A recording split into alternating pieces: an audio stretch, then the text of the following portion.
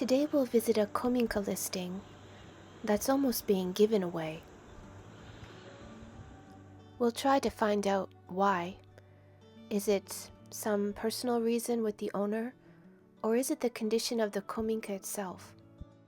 The realtor won't be joining us. This gives us a very good opportunity to take as much time as we need to make a thorough inspection of the condition of the KOMINQA.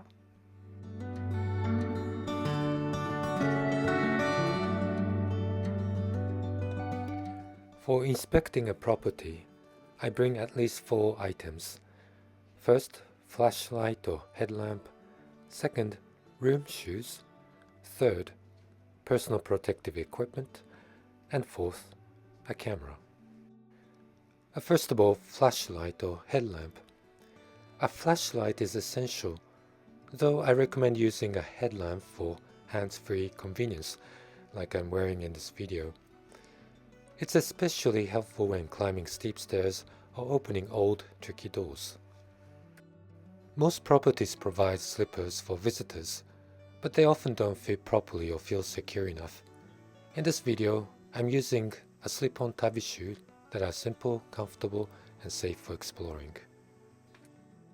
Third, personal protective equipment such as gloves and mask.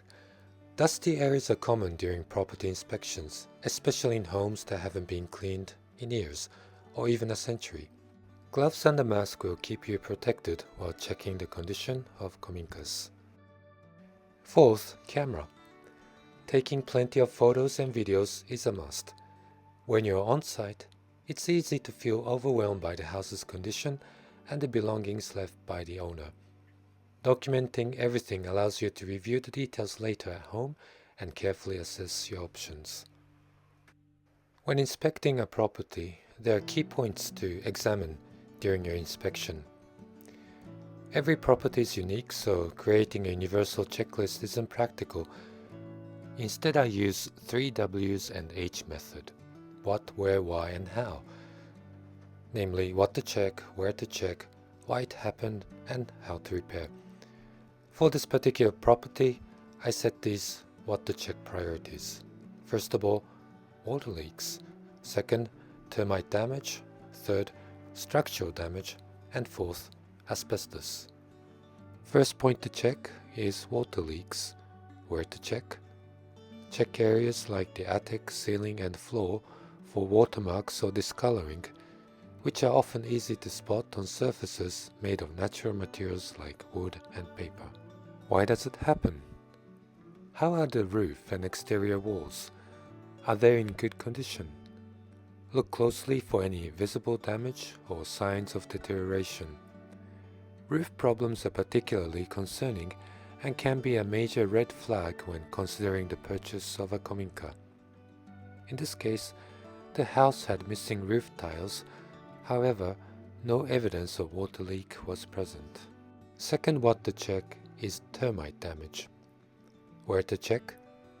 The types of termites commonly found in Japan are drawn to dark and humid environments. The underfloor area where it is dark lacks proper ventilation and has moist wood close to the ground, provides an ideal feeding place for them. Look at wooden areas for pin-sized holes or fine sawdust, especially around wet spots like the entrance, kitchen, and bathroom. Why does it happen? Water leaks, rain seepage, and lack of ventilation create conditions highly favorable for termite activity. Wooden pieces left on the ground surrounding the house further increase the likelihood of attracting termites. In this particular property, the presence of live animals and stored items near moist areas may have prevented keeping the underfloor structure dry, providing an inviting environment for termites. It is important to note that visible signs of damage might represent just the tip of the iceberg, with potential structural issues extending from the underfloor area to the roof structure. Third what to check is structural damage. Where can you check? Structural damage can be challenging to evaluate during an initial visit. However, one way to start is by inspecting the pillars and beams. Use a spirit level to check the vertical alignment of the pillars and the horizontal alignment of the beams. Any misalignment could point to structural issues. Additionally, inspecting the pillars and beams for termite damage is crucial, as it can compromise the overall stability of the structure. Why does it happen? Wooden structures naturally bend and shift over time, which is manageable and can be repaired. However, structural damage caused by factors such as earthquakes, termites, and prolonged exposure to humidity issues can severely compromise the integrity of the structure and typically demand extensive renovations. Fourth, what to check is asbestos. Where to check? Be cautious of asbestos, commonly used in Japan from 1955 to 2006. It was extensively used in the 60s and 70s in roofings, ceilings, and insulation materials.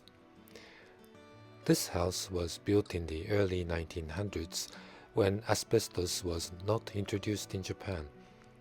However, some rooms were renovated using newer materials, so they need to be examined. If the manufacturer or product details of the material used in the house are available, you can verify the safety through the asbestos database provided by Japan's Ministry of Economy, Trade and Industry.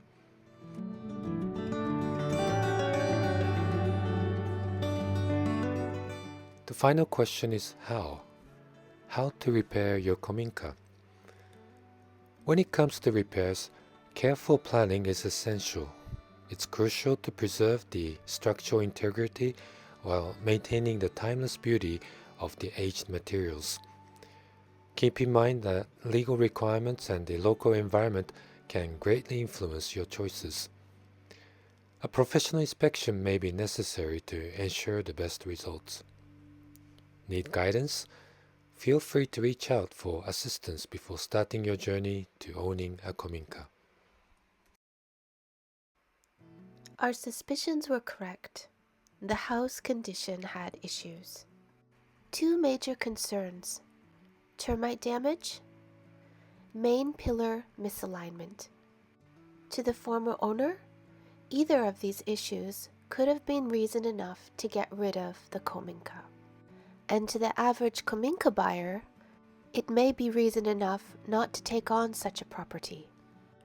But this KOMINQA is too precious to be demolished. We decided to keep the inherited history of this land, a history that has continued for more than 300 years. Join us next time for the purchase process with the realtor and the property walkthrough with the owner.